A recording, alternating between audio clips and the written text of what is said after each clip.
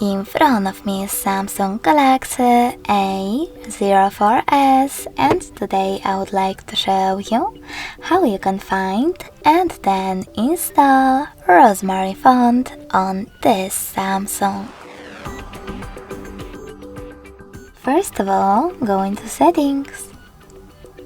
Now you need to scroll down and click on Display. Then select Font Size and Style. Go into Font Style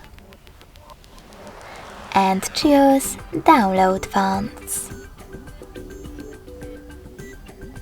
Lastly, just click on this little icon next to Rosemary 1 or click on it and choose Install instead.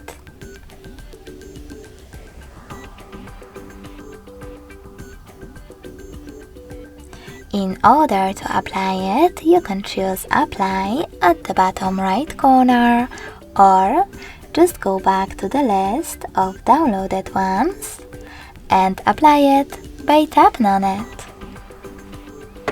Thanks so much for watching. If you enjoyed this video, smash that like button, comment and subscribe. Bye!